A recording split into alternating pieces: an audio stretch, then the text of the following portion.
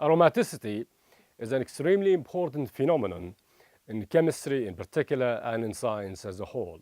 Whenever we think of aromaticity, we think of benzene at the first glance. So let's draw the structure of benzene, and then we can take it from there on.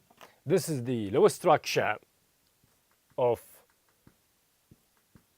benzene, and if you look at the structure of benzene, of course, it's a cyclic molecule which consists of 6 carbons, and of course there are 3 double bonds inside.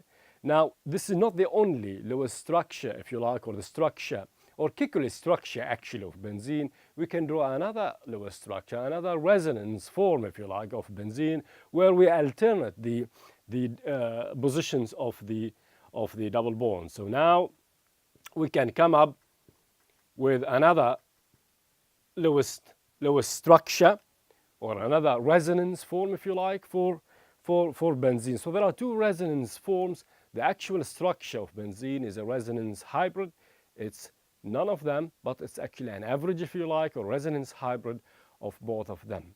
Now, if you look at these carbons, the hybridization of each of them is actually sp2. So each of these carbons is sp2, and of course, since it's sp2, or the hybridization is used or formed as a result of mixing 1s and 2 p orbitals, the actual shape or the geometrical shape is actually trigonal planar, and therefore angles inside the benzene ring are actually 120 in size. So this is 120, the bond angle. All bond angles are 120 inside the ring. The hybridization of each of these carbon atoms in benzene is sp2. The actual bond length is an average between that of a double bond and a single bond because of resonance. Obviously, all bond lengths are of intermediacy, if you like, between a double bond and a single bond, and of course this is also reflected in the bond strength. The bond strength of each of all bonds actually in benzene are of intermediacy between a double bond, that of a double bond, and of course the bond strength of a single bond. Now, this is a model for benzene, if you like. 6 carbon atoms shown in black. Now, if you recall, in order to make a double bond, a pi bond specifically, we need p orbitals. So a p orbital on neighboring atoms. So a p orbital on a carbon and another p orbital on another carbon. And the shape of a p orbital is actually something like that, if you recall. So this is like the shape of a p orbital, 2 loops, 1 loop up, 1 loop down. So we need another, if you like. If this is a carbon atom, for example, or this is a p orbital on a specific carbon atom, then we need another carbon atom which has another p orbital, and the 2 p orbitals should be properly aligned. So a px, for example, with px, or py with py, or pz with bz, for efficient overlap between the 2 p orbitals, and therefore for efficient formation of the pi bond. Otherwise, of course, the pi bond will not be efficient or will be very weak if it forms at all. Now, this is a model, of course, of benzene, and on each of these carbons there is like a p orbital. So there is a p orbital on each of these carbon atoms, a p orbital here, a p orbital here, here, and on the 6th carbon. So on each of these carbons there is a p orbital.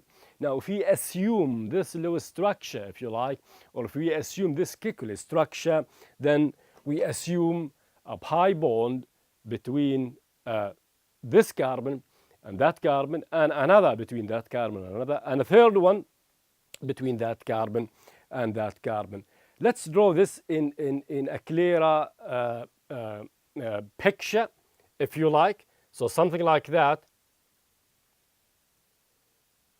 The idea here is to draw orbitals. So this is a p orbital, just like the shape, the usual shape of a p orbital. So a loop. So that's another p orbital. Remember, there is a p orbital on each of them. And that's not surprising actually, because the hybridization is sp2. Remember, one s and two p orbitals are mixed in this sp2 type of hybridization, so therefore a native p orbital remains intact, if you like, or not used in hybridization. So there should be a p orbital on each of these carbon atoms on the benzene ring. So there is a p orbital on each of them. Now, if we assume, for example, a double bond between these two carbon atoms, then there has to be an overlap between these p orbitals. And if we assume a double bond here, then another overlap here, or overlap between these p orbitals, and also here, of course. And of course, the overlap not only above the sigma bond, but also below. So you can get overlap here below, and here also, and something like that. So there is therefore a pi bond here. And remember, all of these orbitals are p. So there is a pi bond, there's another pi bond here, and a third one here, assuming, of course, that the pi bond is formed by overlap of a p orbital on this carbon with another on the other carbon. But as we now understand that this is not the only Lewis structure of benzene, there is another which is shown above. That's because the positions, if you like, of double bonds are not actually discrete or specified. So we can draw another structure, another drawing for the other resonance form of benzene. Remember, there is a p orbital on each of these carbon atoms. Now, in the previous drawing, we assumed that there is a double bond between these two carbon atoms, but each carbon has a p orbital. So if there is overlap between these two p orbitals, why not there is no overlap between that p orbital and that one? There is actually no reason. That's exactly why there is a resonance here, and that's exactly why it is possible to draw another Lewis structure for benzene. So if a double bond can form, in other words, if a pi bond can form as a result of overlap between a p orbital on this carbon and that one, there is no reason why such overlap cannot form, if you like, between this p orbital and that one. So therefore, it is possible to have a pi bond here, a pi bond between, if you like, that carbon atom and that carbon atom. In other words, overlap of this type. So the double bond position does not have to be actually between these two carbons. It is possible for the double bond or the pi bond specifically to form between these two carbon atoms. Now, not only that, of course, an overlap of this type, in other words, between that carbon, a p orbital on that carbon, and another on the other or the nearby carbon atom is possible. So therefore, a pi bond here is also possible, and a third one obviously here. And of course, as we said before, the overlap is not just above the sigma bond. It is, of course, below the sigma bond as well, because remember, the probability for an electron to be in the upper loop and the lower loop is 50-50, if you like, or 50% on each loop. So therefore, overlap between the upper loops, if you like, and the lower loops, and that's pi bond formation. Now, this suggests that the positions of pi bonds are not discrete. So there are 3 pi bonds here, obviously, and 3 pi bonds there. Okay, if we draw a pi bond again between two specific carbon atoms, there is no reason why we cannot form a pi bond between this carbon, for example, and the other carbon in the other structure. That's because each carbon atom has a p orbital, and all of them are properly aligned. So all of them are actually properly aligned. All p orbitals are properly aligned.